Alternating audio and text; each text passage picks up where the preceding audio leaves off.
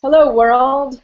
I am Sarah Lefton, coming to you live at 9 p.m. local time from Oakland, California, which is next to San Francisco, where the G-dcast offices are. Looking forward to finding out who's here with me. Whether you are in California and you just put your kids to bed, or you stayed up all night in New York, or you just came in from the beach in Hawaii. I will be excited to hang out with you. I can't yet see who's here with me, but I'm looking forward to that. So we're going to do a few different things together. Let's see. I'm going to talk to you a little bit about G-dcast, what we do, and how I came to do it, and why I think it's such a powerful tool for everyone out there. You know, the last mitzvah in the Torah says that everyone should write their own Torah. And it was back in 2008 that I thought it would be fun to, with a couple of friends of mine, go through the Torah week by week, and in real time, one episode per week, record 3-minute Divrei Torah, little spiels about the portion of the week, and animate them and put them up on the web.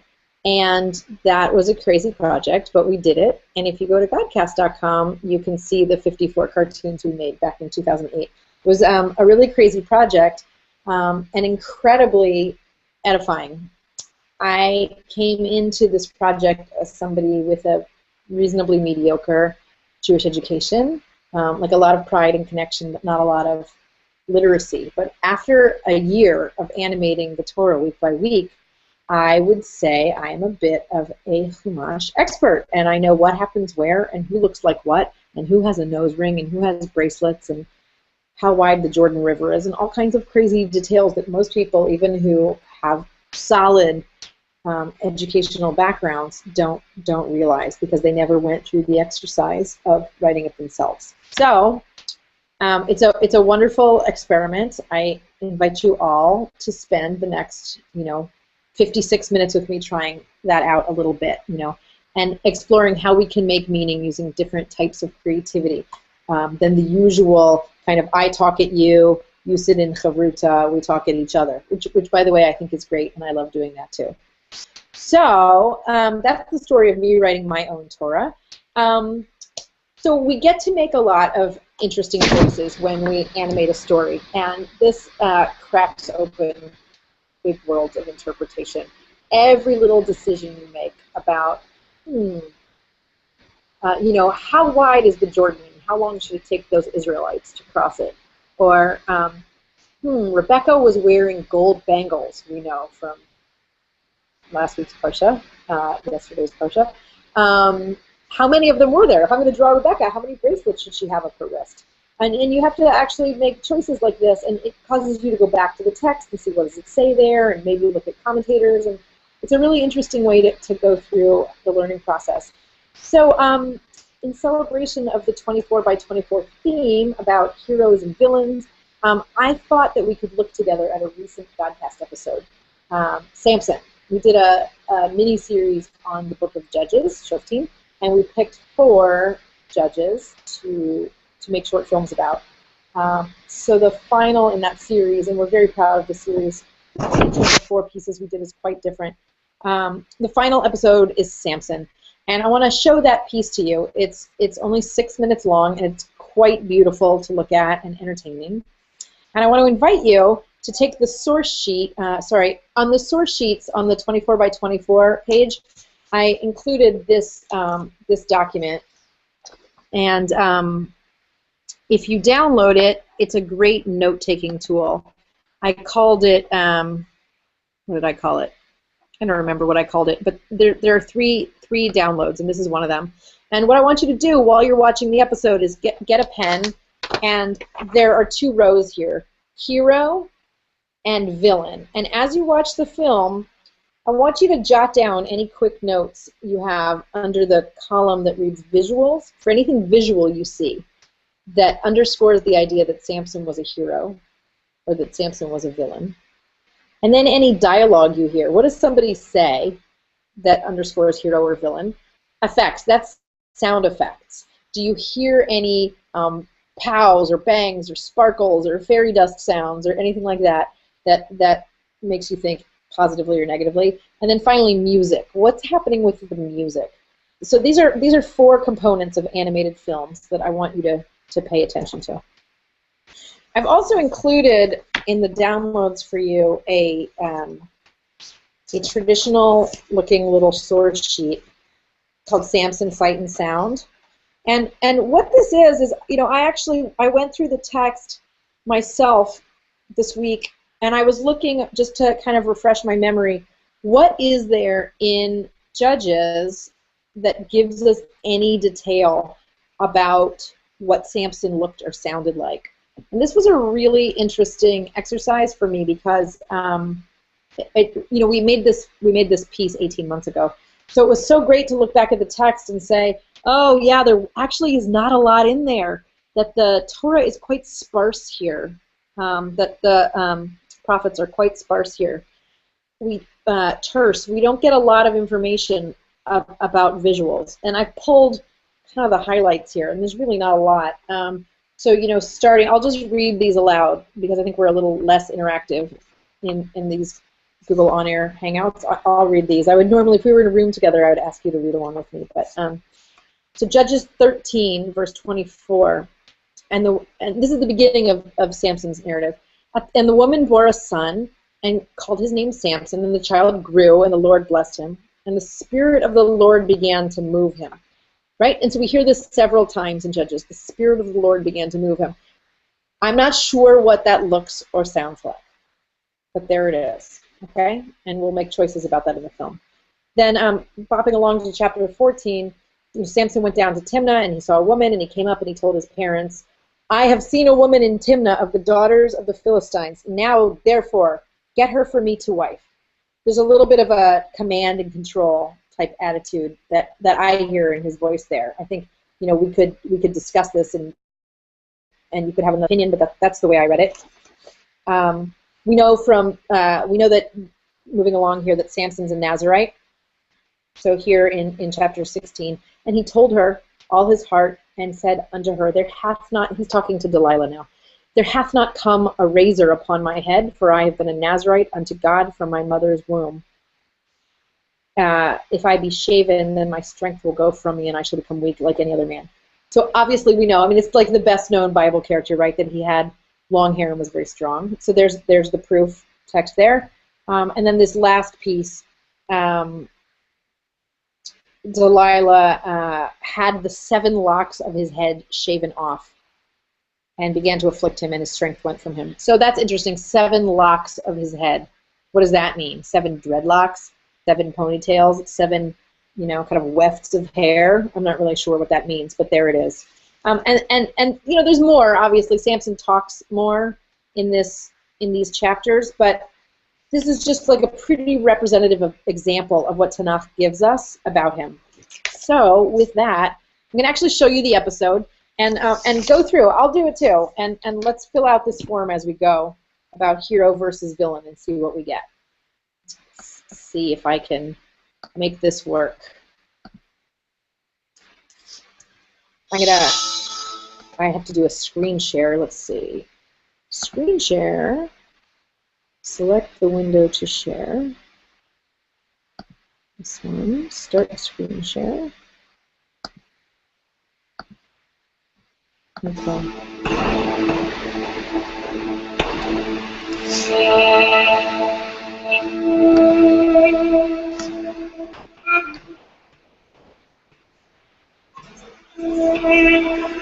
Ladies and gentlemen, I present before you the mighty Samson, the strongest man in the world!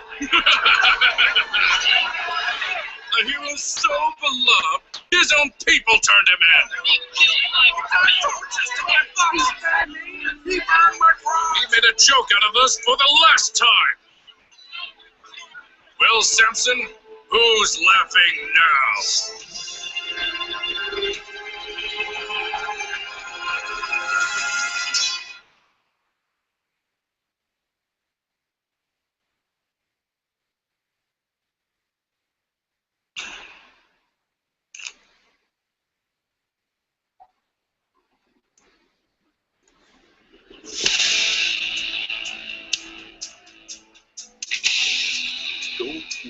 It's just a donkey's jawbone.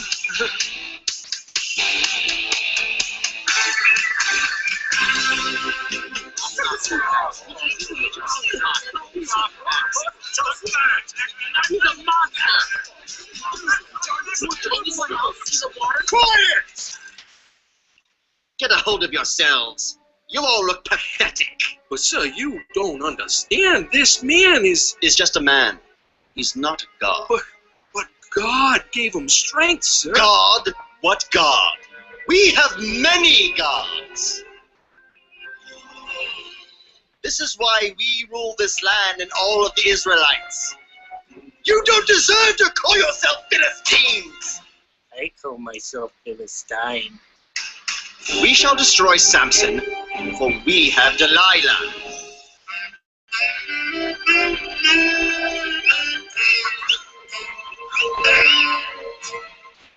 It will cost you.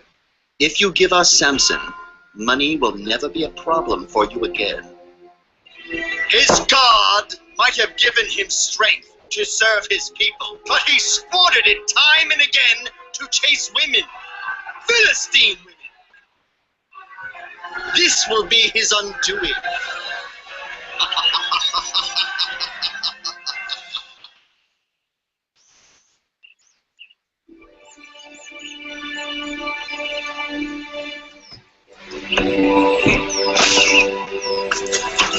I'm Samson. Delilah.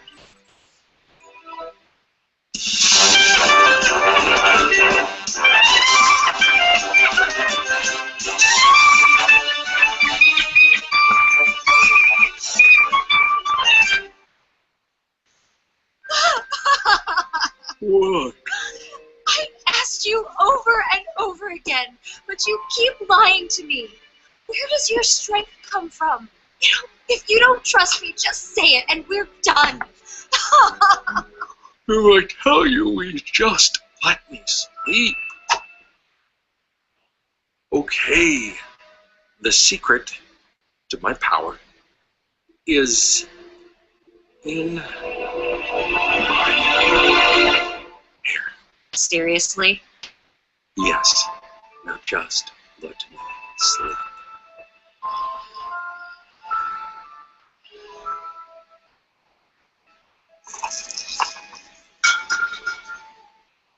What is going on? It feels so weird. What? No, no, no! Well, actually, looks kind of nice. But no! My powers! Delilah. I'm sorry.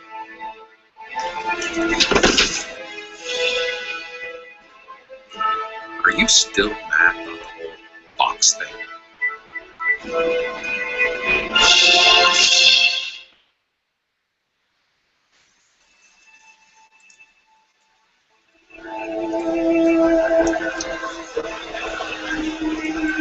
Sons of Israel!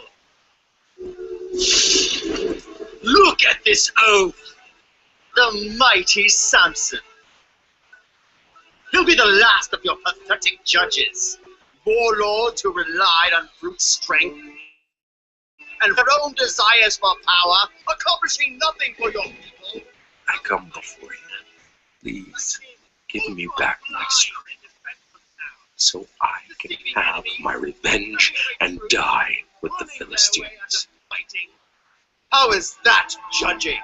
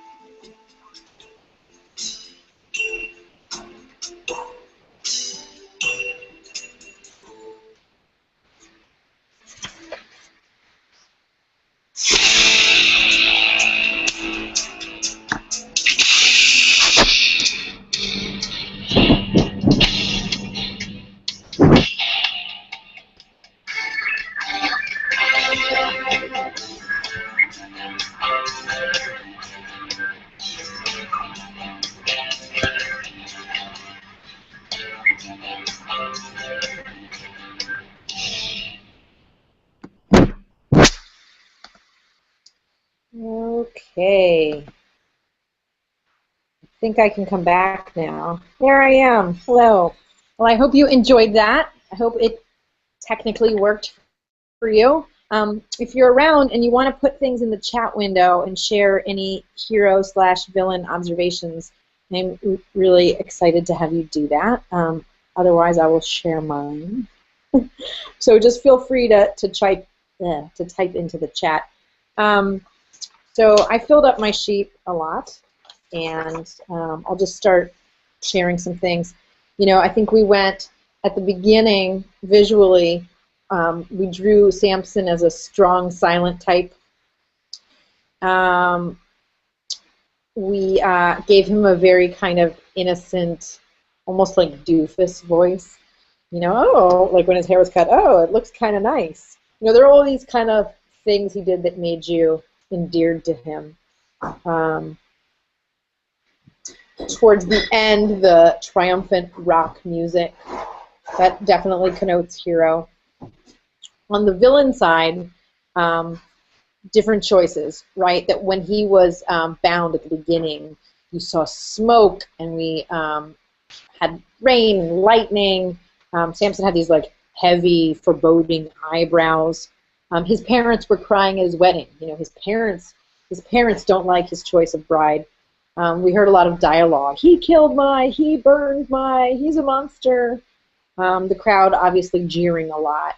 And at the beginning, there was a lot of doom and gloom music, a lot of heavy guitar music, which to us said villain.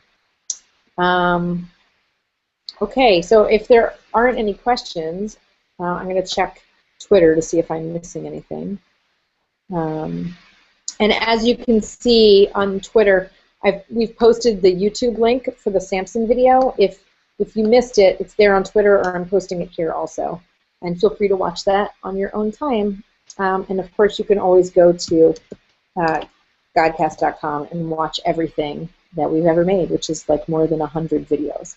So I want to invite you into a little experiment to see how this feels when you're trying it on your own.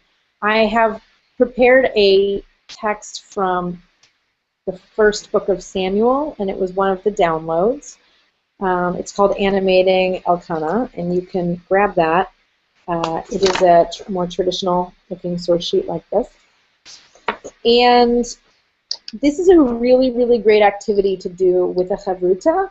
So if you're watching this either now or in the future with a friend or a group or your office or whatever, I would encourage you to get into pairs.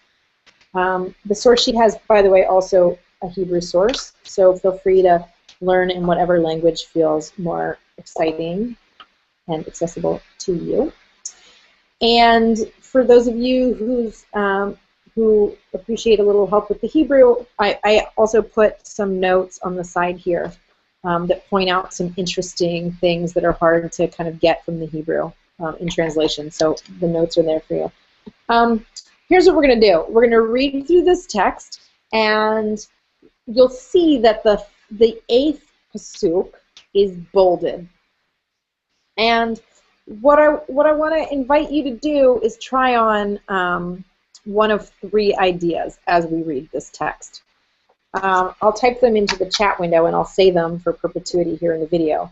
I want you to, there's going to be an A, a B, and a C group. So if you're watching this with a group of people, you know, one of you could be A, one could be B, and one could be C. The first group, I want you to imagine that Elkanah is kind and thoughtful. And the second group, I want you to imagine that he is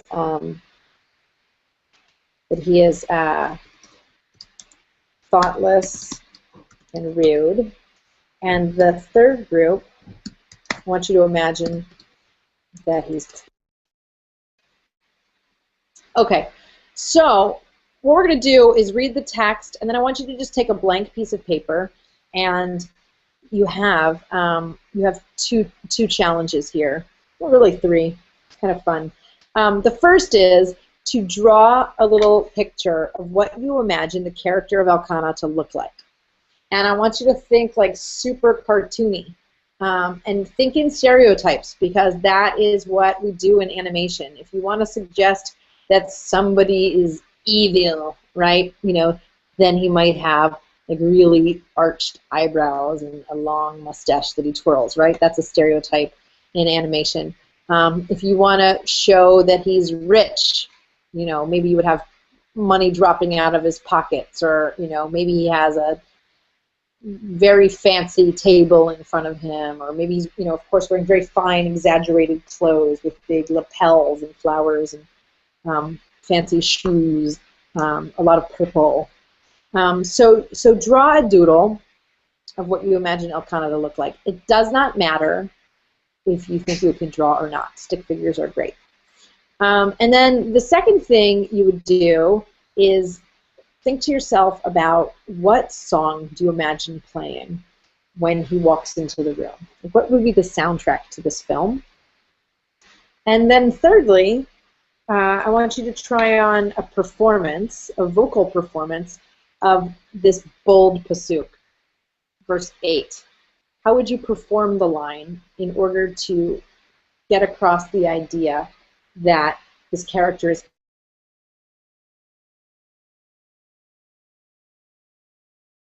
kind? So I guess we'll read through the text together and then take some time to doodle. I will do it, and you can do it, and I'm not sure if we can share here, but I'll share with you what I do. Okay. There was a man from Ramatayim of the Tzufites, in the hill country of Ephraim, whose name was Elkanah, son of Jeroham, son of Elihu, son of Tohu, son of Tzuf, an Ephraimite. He had 2 wives, one named Hannah and the other Penina. Penina had children, but Hannah was childless. This man used to go up from his town every year to worship and to offer sacrifice to the Lord of hosts at Shiloh.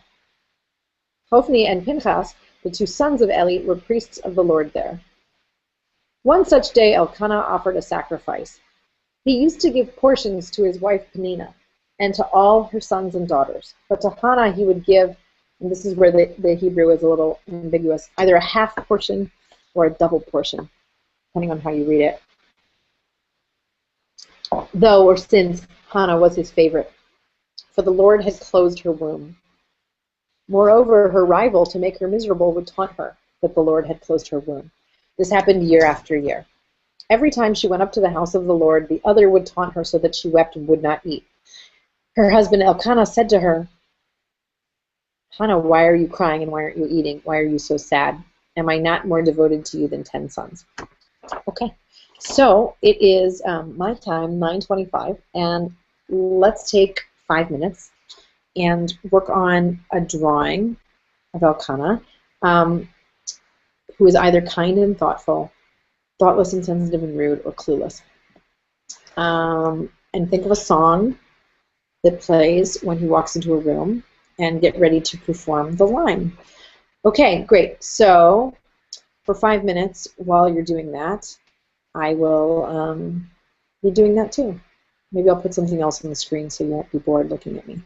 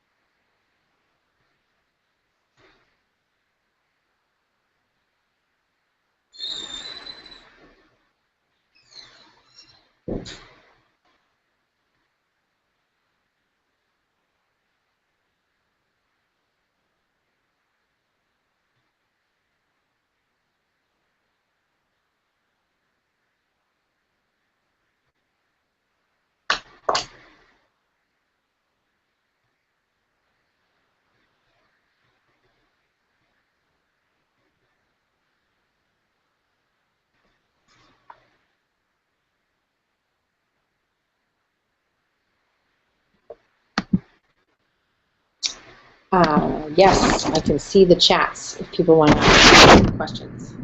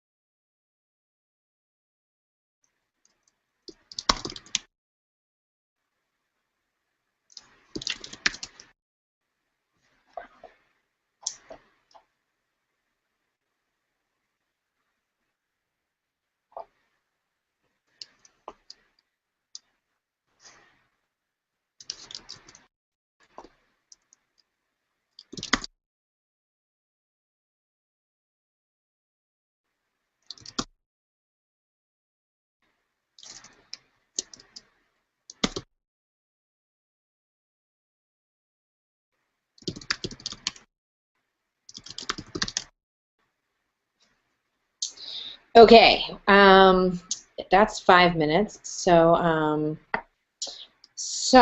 oh, I see a question before I do my performance for you. Someone in New York City watching wants to know, how do you get to be a voice on Godcast? Right. Well, first of all, you do this activity and you send me a YouTube recording of yourself doing it. No. So there's so voiceover acting is a real field and a real career, and I've actually learned over the years that people who have theater backgrounds are actually not great at it, that it's a very different skill to stand on stage and project and be a theater person as it is to stand up close intimately with a microphone, and it's a very different type of performance. It's neat when you go into a recording booth and you see people perform as characters. They use their hands a lot, even though you don't see the actor when you're watching animation. It turns out that using your hands to do things like underline words or make quotation marks or kind of mime out situations really adds a lot of color to your voice. And so when you watch professionals do this work, they're very active with their bodies.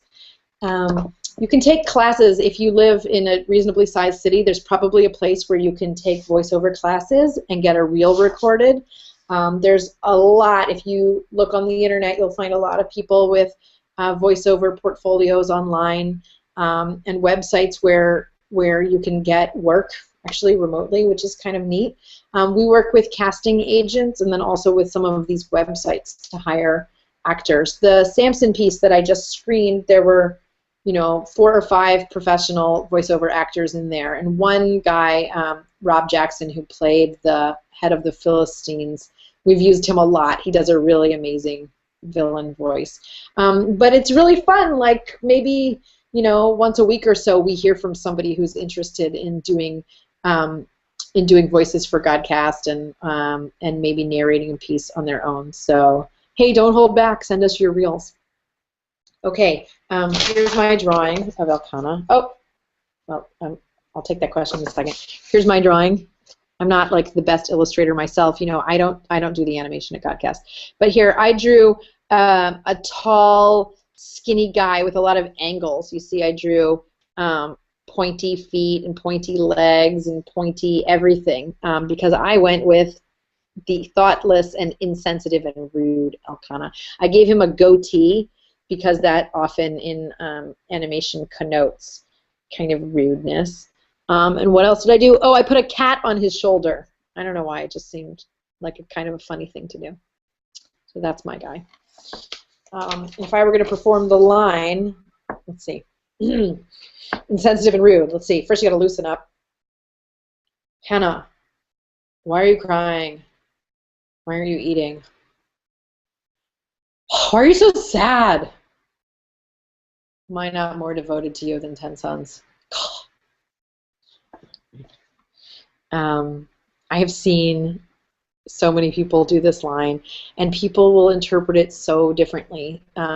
Usually you get a lot of laughs with clueless Elkanah. And what's really exciting here is that depending on how you perform this line and how your character looks and what silly songs you come up with, it turns out you start radically rethinking this story, right? These 8 verses of Shmuel don't give us a lot to go on about this character, but it actually can really inform the way you think about this text a lot, and the way you think about Hannah, who we spend a lot of time thinking about, especially on Rosh Hashanah. It gives you a lot of interesting new ways to think about her and to think about her situation there with Elkanah and Penina and the kids around. It's just very interesting, and it really feeds into how you see her scene that comes in the verses after these of pouring out her heart at Shiloh. It really, really changes the text, just going through this exercise of drawing and giving voice to these characters.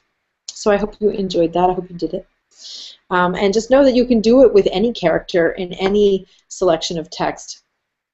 There's so much, delicious ambiguity in these texts where you can insert using art or voice or music a lot of interpretation. I see a question.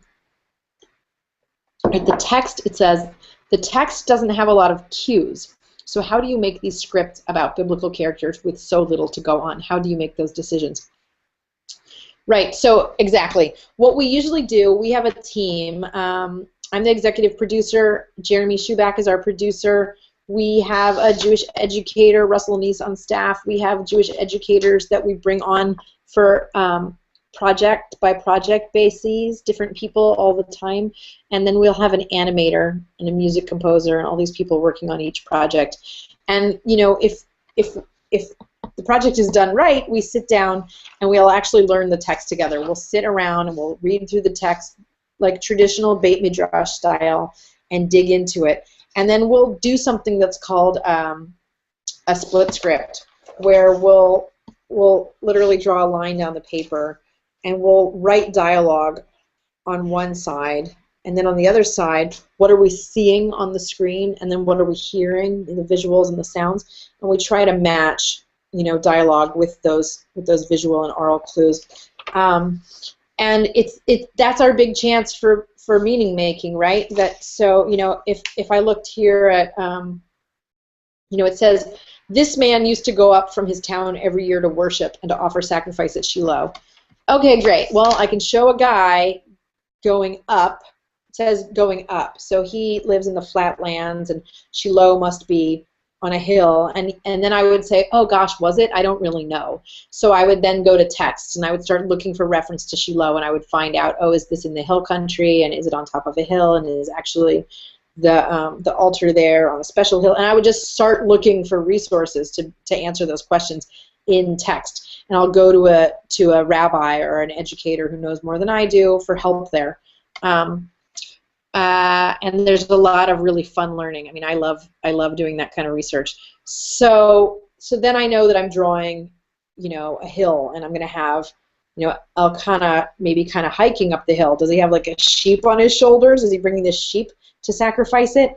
Is he going to buy something along the way? Is he going to stop at a farm and buy a sheep to sacrifice? And I get to make those decisions, and sometimes they come from textual evidence, and sometimes they come from our imagination. Sometimes if we're doing a piece and we want there to be more humor, we'll specifically make, funny choices, like that it would be funny if he bought a sheep at like some kind of concession stand outside the altar, and we made it commercial, and it would be very funny. So it's kind of a mix of what do we know from the Beit Midrash, what we'd like to do because it's funny, and we want to keep viewers engaged. What do we want to draw because it's a really interesting chidush, new way of seeing the text that we think is really exciting. So I would say it's really those three things. Another question has just come in. I am not an animator. How can I use videos like yours in Beit Midrash? Oh, I'm so glad you asked. We have over 100 videos like Samson on our website. You know, the whole Torah, a great deal of other books of Tanach, you know, beautiful Psalms videos. We've also done some Hasidic folk tales. We just released 22 videos about life cycle rituals. So there's all kinds of content there, and mobile apps as well, for iPads and Androids and iPhones and stuff. So for every video we've made, pretty much there's a teacher's guide that goes along with it. So I recommend you go on our website and you can download free source sheets, and then the teacher's guides are just $2 or $3 a piece, and you can download them, and there's instructions in that source sheet for the, in that teacher's guide for each video. So, you know, for instance, it might suggest, you know, first, you know, have students read, you know, these 5 psukim from this week's parsha. Then show them the video and ask them to take notes every time a character says something. And anyways, there's little exercises in these guides that will give you examples of exactly how you can use these things to get students, whether they're kids or adults, fired up about text study. Everything we do is about turning people on to traditional Beit Midrash time through contemporary media. So, so yeah, so check out the website. It's G-dcast.com, and all that stuff is there. And then I would, you know, also just really encourage you to do something like the activity that we just did, right? Take a text and invite students who are, of course, like we all are, different types of learners. Some of them are going to like drawing. Some of them are going to feel challenged about writing something. You know, write a song, take a pop song and write new lyrics to it. Make something out of modeling clay. I mean, there's a lot of different ways to get people to take the text and blow it out into something else. So, if there are any other questions, I'm happy to take them, or I want to share with you a really nice quote. Seeing stories through animation makes things so much more approachable. I totally agree. How can we keep people excited? Yeah, about midrash. This is a question coming in part by part. Seeing stories through animation makes things so much more approachable. How can we keep people excited about midrash? Yeah, I mean, for me, this has really been what it is. You know, I love animation, and even though I don't think about myself as an illustrator. I can't really draw. It's so exciting having a project. You know, the best way for me to learn a text is to have to teach it to somebody else, and I think that the best way to teach anything is through animation. I just really love it. So I would challenge everyone to figure out what it is that speaks to them. Is it, you know, making music, making comic strips, telling stories to your kids, finding like a fun way to tell the story of a text that gets them excited. Just find something that's meaningful to you and offer it to other people. Looks like making this, I'm reading from the questions here, looks like making these videos is a great collaborative experience. Does that group effort speak to how we can better learn from Torah or learn about it? Totally. I think it's so important to have different types of people around the table when we're learning. I think that, you know, people say that the best kind of chavruta is somebody who is really different from you. Maybe they have a lot more experience doing traditional learning than you. Maybe they have a lot less. Maybe they think very differently about text than you do, and you guys clash a lot. I think those are really productive partnerships. And when you're doing filmmaking, you have, you know, at least 2 or 3 people around the table. And on a project like Samson, there were like 7 people working on that, and they were all over the world, right? Our animator was from Israel, and our composer was from whatever, LA. I don't remember where he was from, and we were in San Francisco.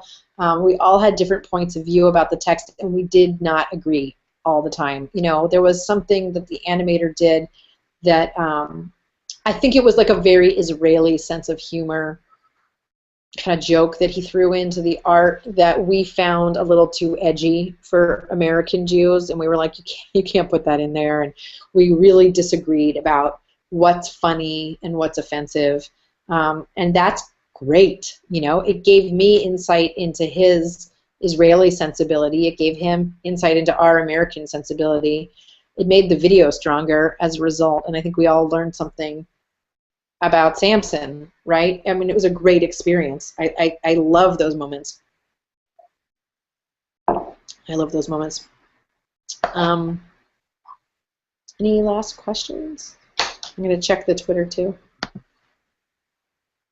Okay. Okay, well, I want to share with you a lovely quote that I really enjoy. I think I can bring this up on my screen. Let's see. Yeah, here we go. This is